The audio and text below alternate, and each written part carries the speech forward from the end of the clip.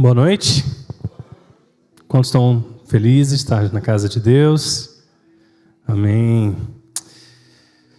Queremos que Deus tenha algo especial para nós nessa noite, amém, queridos? Vamos estar orando. Feche seus olhos, inclinar suas cabeças. Pai, nós te louvamos pelo Teu Espírito Santo no meio de nós, pela Tua presença. Pedimos que agora o Senhor fale conosco, que o Senhor libere aquilo que está no Teu coração para nós. Não queremos nada além da provisão de hoje, da palavra do Seu coração para nós nessa noite. Por isso te pedimos, te consagramos nossa mente, pedimos que nossa mente esteja conectada àquilo que o Teu Espírito está falando, de forma que saiamos daqui transformados, renovados, fortalecidos, em nome de Jesus. Amém. Queridos, eu quero te falar uma coisa antes da gente iniciar propriamente a palavra. Se o inimigo conseguir manter os seus olhos na tempestade, você não vai experimentar alegria. Enquanto você ficar atento e focado nas lutas ao seu redor, você vai perder de vista aquilo que está além da tempestade. E nós não fomos chamados para nos mover baseado em circunstâncias. Nós fomos chamados a nos mover baseados na palavra de Deus. Você foi chamado a tomar autoridade sobre as tempestades, não se render a elas. Eu quero te dizer isso porque muitas vezes nós estamos sendo assolados pelas circunstâncias sem assumir a autoridade que Deus nos outorgou. E ao invés de ficarmos na defensiva, deveríamos estar na ofensiva. Ao invés de estar acuados, deveríamos estar andando sobre as águas. Mas se toda vez que uma circunstância vem e balança a sua estrutura, o inimigo já tem a estratégia certa para te manter lá. Sabe? Submetido às situações. E eu entendo que nós passamos sim por tempestade, por dificuldades, entendemos assim, mas Deus não nos chamou para estarmos paralisados nelas. Então quero te dizer que o Senhor é contigo. Amém? Eu acho que você não chegou na igreja ainda não. Eu quero te dizer que o Senhor é contigo. Sabe, o Senhor é com você. Você não está sozinho. O Senhor não te deixou e nós também não. Amém? Fala isso para alguém que está do seu lado. O Senhor não te deixou. E eu também não. Eu creio que Deus tem uma palavra profética para nós nessa noite. Uma palavra de destino. Uma palavra, sabe, de liberar a nossa vida para um novo tempo. E se nós não entendemos o que Deus está falando, você não vai saber que é o momento de entrar no novo tempo. Mas antes de começar propriamente o que eu sinto que Deus está falando conosco, eu quero ler com você o livro de Efésios, capítulo 5, verso 15 e verso 16.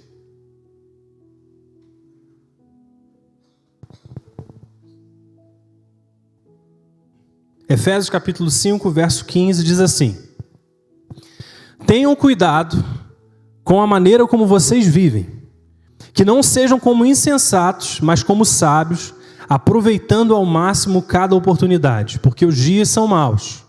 Em outra versão, ao invés de dizer aproveitando ao máximo cada oportunidade, ele diz remindo o tempo. Amém? Então tenham cuidado com a maneira como vocês vivem, que não sejam como insensatos, mas como sábios, aproveitando ao máximo cada oportunidade, ou remindo o tempo, porque os dias são maus. Sabe, esse termo remir o tempo, essa expressão, no grego ela fala de exagorazo, que significa comprar e tirar do mercado. Ou seja, comprar algo e não deixar esse algo exposto a outras vendas. Em outras palavras, libertar alguma coisa do mal. Então imagine que um determinado contexto, principalmente o contexto da palavra de Deus, quando fala sobre redimir, remir o tempo, ele está falando sobre, e muitas vezes, a pessoa de nós, nossas vidas, que foram compradas, foram tiradas do mercado. e foram resgatadas daquela condição e não estamos mais à venda. Porque alguém pagou um preço de sangue para nos redimir. Amém? Quantos estão entendendo? A palavra de Deus usa esse termo, essa expressão várias vezes quando fala sobre pessoas.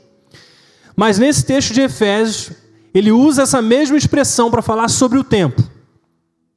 Tá? Redimir o tempo, ou seja, libertar o tempo do mal, da influência maligna. Quantos sabem que o tempo tem sequestrado pessoas? Quantos percebem, às vezes não tem tempo para nada? O tempo sequestrado, né? E essa palavra está dizendo que Deus quer que eu e você, a gente venha remir o tempo. Quem vai remir o tempo? Eu e você. Eu e você fomos chamados para redimir o tempo. Resgatar o tempo tem o significado de recuperar o propósito do tempo que vivemos. Presta atenção, entre acontecimentos, mudanças de estações, propósitos de Deus, existe sempre períodos de determinada duração. Existem períodos entre grandes acontecimentos. Se você olhar para trás da sua vida hoje, você começar a se pensar, talvez o seu casamento, talvez o dia que o seu irmão nasceu, talvez o seu filho, quando o seu filho nasceu, você consegue olhar para trás e enxergar marcos, não é verdade? Marcos que foram importantes, foram decisivos, foram realmente marcantes para você. Você consegue enxergar esses marcos. Mas geralmente, entre esses marcos, entre esses eventos, nós não conseguimos perceber o tempo passando. E eu creio que Deus, nesses dias, Ele está querendo nos ensinar a redimir esse tempo entre os eventos. Por quê? Porque a nossa vida é mais uma jornada do que um destino. É mais o dia a dia do que eventos tão importantes. Os eventos são importantes, mas o fato de você estar nesse processo de chegar lá também é muito importante. E se você sempre ficar vivendo na expectativa de que algo grande aconteça, você vai perder a importância das pequenas coisas. Ao invés de experimentar na plenitude o que pode ser hoje, você sempre vai ficar esperando o amanhã. E Deus deseja que eu e você aproveite ao máximo cada oportunidade, porque os dias são maus. Se você sente que não tem muita coisa acontecendo nesses períodos de tempo, talvez você tenha assumido uma mentalidade do tempo sequestrado. O sentimento da falta de controle, talvez a falta de progresso. Sabe aqueles momentos que parece que nada está acontecendo? Parece que não tem progresso.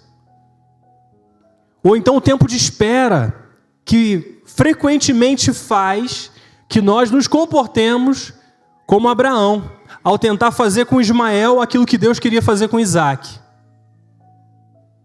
Porque quando Deus deu uma promessa para ele, para Abraão, havia um tempo determinado para aquilo. Mas o problema é o período entre a espera e o cumprimento da promessa. E nesse período, se você não souber o que fazer enquanto espera, você vai acabar tentando produzir algo que Deus não te chamou para produzir. E foi isso que Abraão fez. Ele tentou cumprir a promessa de Deus sem a ajuda de Deus. Por isso veio Ismael, ao invés de Isaac a princípio. E nós sabemos que pela palavra de Deus, Ismael se tornou inimigo de Isaac. As gerações seguintes se tornaram inimigas. Então o fato de você não saber o que fazer enquanto espera, às vezes cria um inimigo para a sua promessa. E Deus não quer que você tenha inimigos contra a sua promessa. Deus quer que quando vier a promessa e o tempo de cumprimento, ela se cumpra integralmente, como Deus planejou. Eu sinto o Espírito Santo dizer que nós estamos entrando num período, numa estação de acontecimentos. Sabe, vai ser um tempo de vermos muitas coisas acontecendo. Sabe, o Espírito Santo está liberando sobre nós essa palavra, sobre a sua vida. Nós estamos entrando num tempo de concretizar, de realizar. No começo desse ano nós liberamos uma palavra que era tempo de germinar, que nós iríamos começar a ver frutos Quantos lembram, estavam aqui, no começo do ano? Sabe, eu sinto Deus falando que o tempo chegou. Sabe, que a espera acabou. Eu não sei como Deus vai te afetar individualmente, mas o tempo de Deus chegou. Sabe, coisas estão mudando. Quer você queira ver ou não, coisas estão mudando. Amém? E Deus quer você nesse barco. Deus quer você fazendo parte disso. Mas nós precisamos aprender a lidar com o tempo de espera. Porque a espera vai fazer parte da sua vida, quer você queira ou não. Vai ter inúmeros momentos que você vai precisar ser paciente. E aquilo que você faz enquanto espera é importantíssimo. Sabe, o tempo pode se tornar um grande peso nas nossas vidas, mas eu creio que Jesus, Ele está pedindo para a gente confiar nele. Sabe, confiar nele a ponto de render novamente o tempo. A espera em Deus é cheia de atividade. Você crê nisso? A espera em Deus é cheia de atividades. Não enxergue a espera como um inimigo, mas como seu amigo. Desfrute daquilo que Deus quer fazer enquanto você espera. A palavra de Deus diz que aqueles que esperam no Senhor, o que vai acontecer? Renovarão o quê? As suas forças. Sabe, o tempo da espera, ele tem um propósito. Ele tem um propósito de te renovar, de te fortalecer, para quando for o momento de você assumir a posição que Deus deseja para você, você tenha forças. Mas se você não sabe esperar quando precisa esperar, no momento que você precisar agir, você não vai ter forças. Sabe, Deus tem um momento para todas as coisas. Não acelere o processo de Deus, nem atrase, mas ande com Ele. Quero ler com você, aliás, não vamos ler, vou passar rapidinho. No livro de 1 Reis, capítulo 17, a gente começa a ler a história do profeta Elias. E Elias profetiza para o rei Acabe que não haveria orvalho nem chuva nos próximos anos, até que ele viesse ordenar de novo a palavra. E depois que Elias declara essa palavra para o rei, Deus fala para Elias: eu quero que você saia do seu lugar e você vá se esconder pelo riacho de Querite.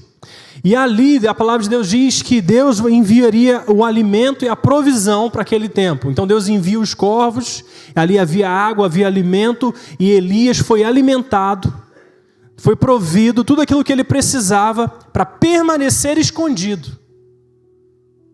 Permanecer escondido. Porque durante um bom período de tempo, depois que o rei Acabe, ele ouve aquela profecia, e começa a se cumprir o tempo de seca sobre Israel, diz a palavra de Deus, que Acabe entendeu que Elias era um perturbador de Israel, e por causa disso começou a procurar Elias por toda parte. Mas ele não conseguia achar, porque Elias estava escondido, onde Deus havia colocado. A Deus às vezes nos esconde, amados, até que o tempo da sua palavra se cumprir aconteça. Sabe, se estar escondido pode ser a sua proteção. Não estar nos holofotes pode ser a provisão e a proteção de Deus para você. Porque Deus falou para Elias: declare para o rei que não vai chover. Mas depois Deus fala assim: agora vai se esconder. E às vezes nós não queremos estar escondidos. Nós não queremos ficar no back-end. Né? Nós queremos ficar em evidências. E às vezes Deus não quer evidência para nós. Deus quer colocar você no lugar de segurança. E não tem nada de errado nisso. É o lugar perfeito para você. Sabe, o tempo de espera. E a Bíblia continua dizendo que depois de um tempo, o riacho, o lugar onde Elias estava escondido, aquele riacho secou. Porque a palavra de Deus se cumpriu e não houve chuva sobre a terra. Sabe, a mesma palavra que te manda para o lugar de proteção é a mesma palavra que muda a circunstância para levar para a sua transição. Então você não pode, ao mesmo tempo, negar o tempo de proteção, Porque essa mesma palavra, no tempo certo, vai mudar a sua circunstância e vai colocar você no lugar que você tem que estar. E o que aconteceu com Elias foi exatamente isso. O riacho secou e Deus fala com Elias: agora eu quero que você saia daqui e você vá para encontrar uma viúva na cidade de Sarepta, porque eu dei ordens a ela para te alimentar. Então mudou a circunstância, Elias foi levado para um outro lugar. E a palavra de Deus nos mostra que quando Elias chega ali, havia aquela viúva, havia apenas um punhado de farinha e azeite na sua botija. Só tinha um pouquinho que restava antes de que ela e o seu filho morressem. E Elias chega na sua casa e fala: eu quero que você faça um pão para mim. E ela disse: olha, eu vou fazer isso e vou morrer, porque não tem mais nada. Mas a palavra de Deus vem sobre Elias e ele declara: eu te digo que, olha, se você fizer isso, a farinha não vai faltar na sua panela, o azeite não vai faltar na sua botija, até que venha chover novamente. E ela faz isso, e a palavra de Deus se cumpre. A provisão de Deus se manifesta, até que voltasse a chover. Sabe, se você, por alguma razão, se encontra escondido, não saia desse lugar. Mas se Deus mudar a circunstância, não construa uma casa onde você devia construir uma tenda. Porque às vezes nós entendemos que o lugar de proteção e provisão é tão bom, e construímos uma casa onde deveria ser uma habitação temporária. Quantos estão entendendo? Existem momentos da nossa vida que queremos permanecer em lugares que deveriam ser temporários para nós. E ao invés de correr na direção daquilo que Deus está nos chamando a correr, nós estamos agarrados a um lugar que não deveríamos estar. Isso é muito importante, queridos. Porque a proteção numa temporada pode ser o atraso em outra. O lugar de alimento num determinado momento pode ser um lugar de impedimento em outro momento. O lugar que te garantia um fundamento no começo pode se tornar o lugar do seu tropeço em outro. Não perca o tempo de Deus quando Deus estiver agindo. Mova-se com Ele. Sabe, Deus está nos levando a um momento novo. Não fique agarrado aos momentos antigos. Simplesmente mova com o Espírito Santo. Sabe, milagres de provisão cessam quando o tempo de semear e plantar na terra chega. Israel, quando entra na terra prometida, o que acontece? Cessa o milagre do maná, da carne que era enviada todos os dias. Por quê? Porque o tempo mudou. Eu quero dizer que Deus está mudando o seu tempo. Sabe, Deus está mudando a sua temporada. Você está em transição. Então, se algumas coisas na sua vida cessarem, saiba que existem coisas melhores para experimentar. Creia nisso. Faça essa pergunta. Alguém aí? Você está vivendo no milagre da provisão? Ou Deus já te deu o lugar onde fixar residência? Fala isso para alguém. Você está vivendo no milagre da provisão? Ou Deus já te deu a terra para se estabelecer? Sabe, siga obedecendo a voz do Senhor sobre a sua vida, sobre a sua casa. Entenda o tempo de Deus sobre o seu coração. Entenda o tempo de Deus sobre a sua casa. Sabe, aquela viúva sacrifica o pouco que ela tinha. Ela recebe a provisão até o tempo determinado. Mas aquilo que ela tinha só restaria, só continuaria brotando, o milagre só continuaria acontecendo, até que voltasse a chover. Porque quando voltasse a chover, a temporada mudou. Eu preciso trocar a estratégia. Sabe, não use estratégias antigas para um tempo novo. Aquilo que às vezes funcionou num determinado dia não significa que vão continuar funcionando. Submeta ao mover de Deus, à presença de Deus, ao agir de Deus, ao conselho de Deus. E milagres frequentemente acontecem quando estamos dispostos a oferecer a matéria-prima para Deus. Sabe, a matéria-prima para Deus trabalhar. E geralmente essa matéria-prima se chama obediência. Quando Deus te chama para experimentar milagres, Ele vai pedir de você algo. A sua obediência. Qual é a matéria-prima que Deus está pedindo de você nesses dias? Sabe, a questão não é se Deus pode fazer um milagre. A questão não é se os peixes virão na rede. A questão não é se o pão e o peixe vai ser multiplicado para alimentar uma multidão. A questão é quem vai trazer o lanche. Quem é que vai trazer o lanche? Deus espera que nós sejamos como aquele menino que leva o pão e leva o peixe, mesmo que aparentemente não seja nada. Mas com Deus o nada é tudo. Sabe, Deus deseja isso para nós. Passamos por temporadas em que temos o suficiente e nada além daquilo. Até que o tempo da palavra se cumpra, até que volte a chover. Deixa eu falar uma coisa para você. Ter apenas o necessário também faz parte da espera. Você sabia disso? É bom quando temos abundância, né? Mas ter apenas o suficiente é parte também da espera. É só ter aquilo que Deus provê para nós, o necessário para um determinado tempo. Porque se você for capaz de dar graças no suficiente, você vai ser capaz de dar graças na abundância. Amém, igreja? O pouco, ele constrói em você o caráter. O pouco constrói em você a força de caráter. O pouco coloca você numa condição de exercer fé. Porque se a gente tem tudo o que a gente quer e tudo o que a gente precisa, onde vai ter o espaço para a fé? Se você não passa por dificuldades, onde você vai exercer a sua fé? Nós precisamos de intervenção, é no pouco, é quando tem necessidade. E às vezes quando nós passamos por temporadas de transição, tempos de espera, tempos que nós estamos escondidos, às vezes nós passamos por apenas o suficiente. Deus prometeu que traria provisão sobre a sua casa, sobre a sua vida, você teria o que era necessário. Mas às vezes eu passo em ter apenas o suficiente. Por quê? Porque Deus está construindo em mim a capacidade para o tempo de abundância.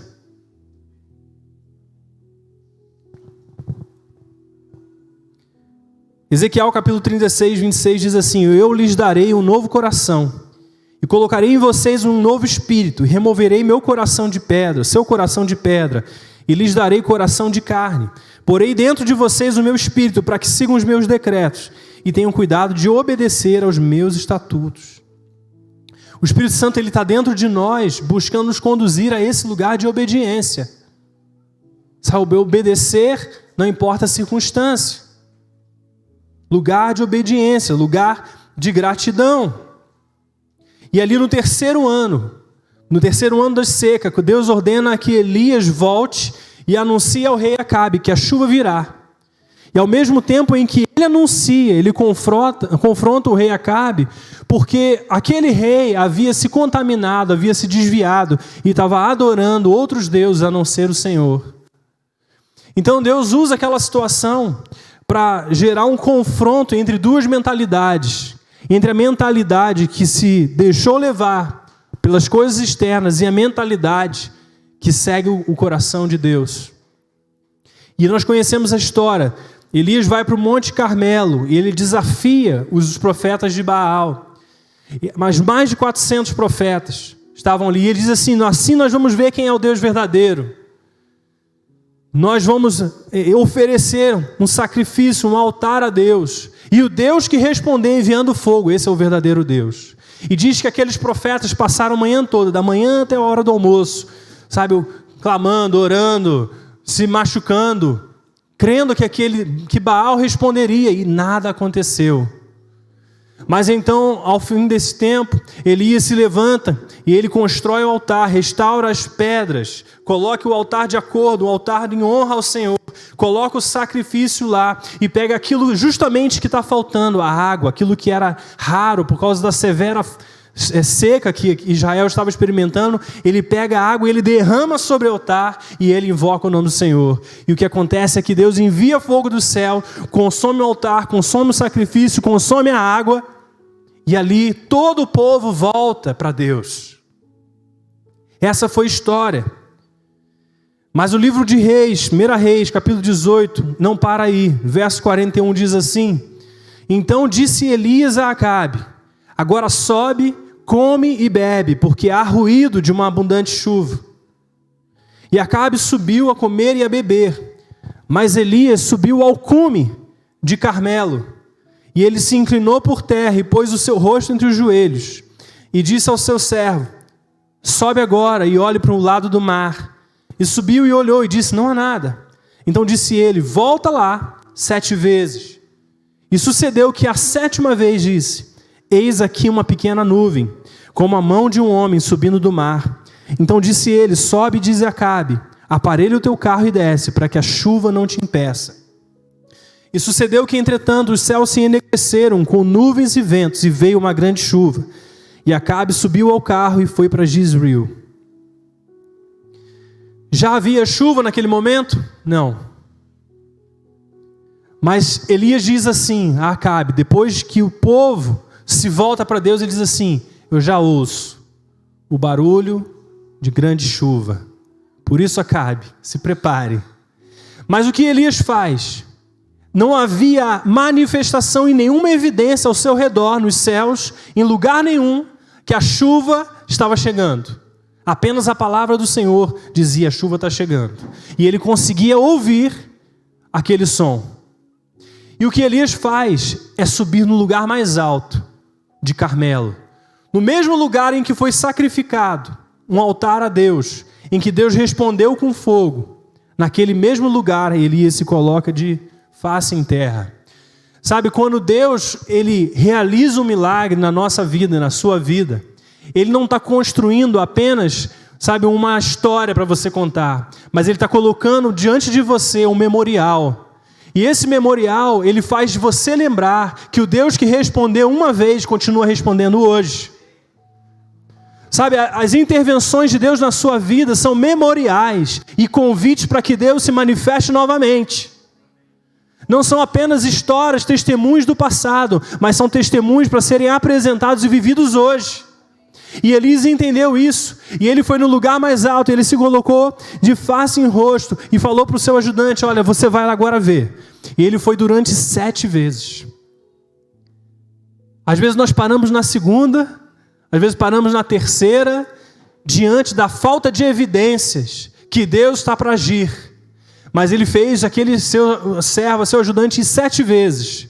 E quando ele viu a primeira evidência, ele disse: Agora vai e avisa que a grande chuva já está chegando.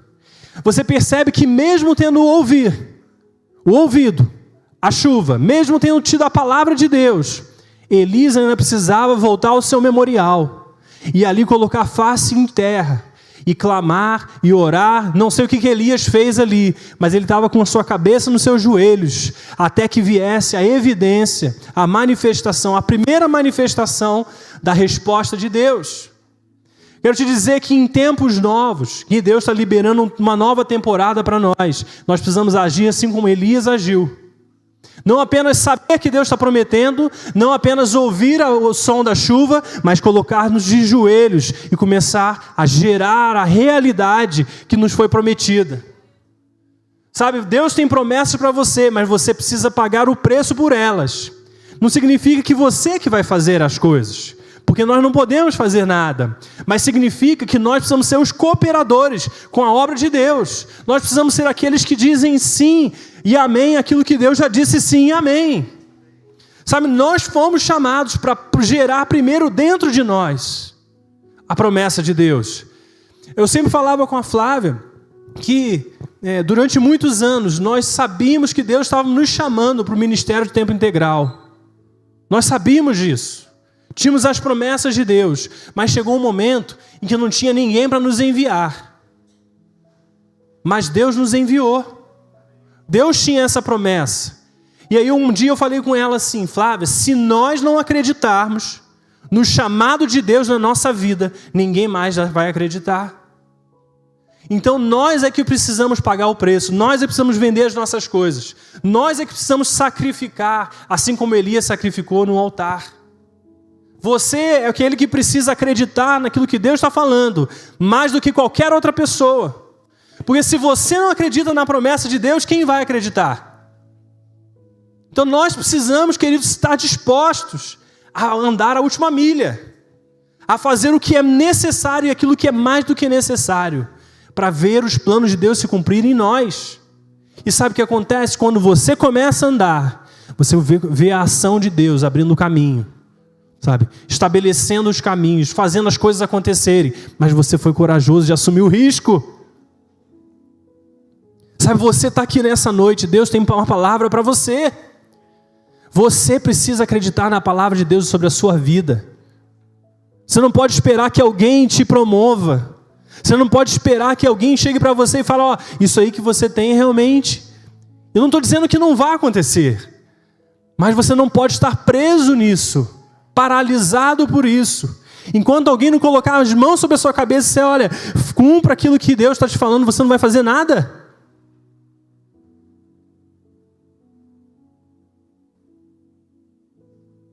Quantos sabem que foram chamados pelo Senhor? Você sabe que foi chamado pelo Senhor?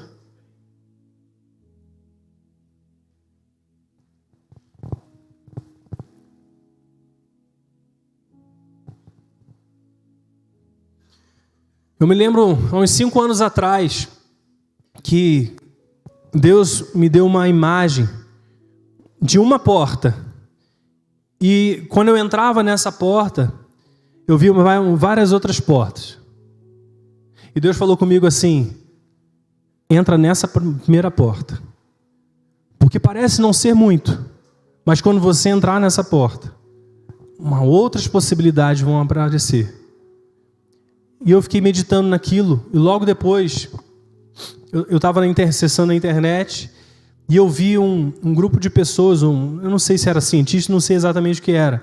Eles pegavam um formigueiro que já não tinha mais formigas, e eles pegavam um alumínio líquido, derretido, e jogavam dentro daquele formigueiro.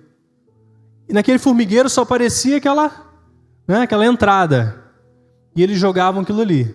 Depois de um tempo, eles começavam a cavar ao redor e tiravam um formigueiro já petrificado, igual se fosse uma estátua. E era impressionante, porque você via todas as estruturas, sabe, os novos caminhos, as possibilidades. Deus falou assim, entra na primeira porta, porque tem coisas que você não sabe que vão acontecer e vão aparecer quando você der o primeiro passo. E às vezes é isso que Deus tem para nós, sabe, um pequeno começo. E nós achamos que o pequeno começo não é o bastante. Da mesma forma que às vezes Deus nos dá uma semente e achamos que essa pequena semente pode fazer alguma coisa, mas não é a questão do tamanho, a questão é o potencial que está por trás. Você não enxerga uma semente apenas por ser uma semente. Você enxerga a semente baseada naquilo que ela virá a se tornar, no seu potencial. E Deus coloca nas nossas mãos coisas como essas. Pequenas portas, pequenos começos. E Ele fala para nós entrarmos nessas coisas. Ah, Deus, mas não é isso que eu estou orando. Entra mesmo assim. Entra mesmo assim. Porque esse primeiro começo vai abrir novas possibilidades. Sabe, cremos que o Senhor está soprando sobre nós. Soprando sobre a sua vida. Nós estamos num novo tempo como igreja. Mas Deus não nos expõe fora de tempo. Deus não nos coloca em evidência quando precisamos estar escondidos. Mas quando chega o tempo da palavra se cumprir, de repente, tudo acontece. Sabe, tem palavras que Deus tem nos dado nesses 3 anos. Palavras específicas. Sabe, promessas do Senhor.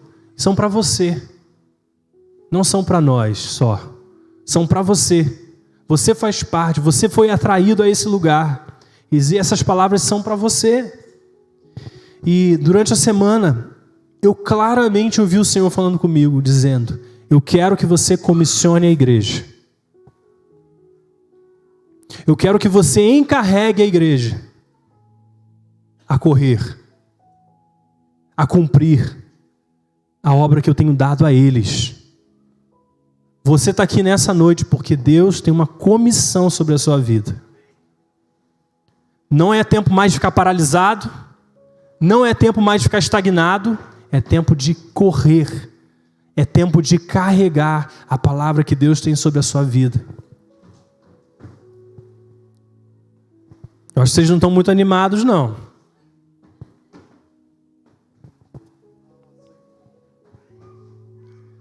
O tempo de espera acabou, gente. O tempo de espera acabou. Tem coisas que vocês têm lutado, orado, buscado. Eu quero te dizer, acabou. Tempo de espera acabou. É um tempo novo. Sabe, mas até quando nós iremos orar? Quantas vezes vamos nos levantar até ver a pequena mão, a nuvem do tamanho da pequena mão de um homem? Até quando nós oraremos e creremos, mesmo que não haja evidência natural? Até quando? Eu creio que nessa noite é uma noite disso, de nós orarmos e gerarmos as promessas de Deus sobre a nossa vida, sobre a nossa casa. Sabe, não apenas uma palavra de encorajamento de Deus para nós, mas é tempo de gerar a palavra que Deus está nos dando. Sabe, o nosso chamado existe para servir outros. Não é servir a nós, é servir outros. Nós sempre falamos isso aqui. Existem pessoas que dependem daquilo que você carrega. Enquanto você não entender que você tem um papel nisso, que você tem uma função nisso, tem pessoas que estão deixadas de lado, que precisam daquilo que você carrega. Vamos ficar de pé.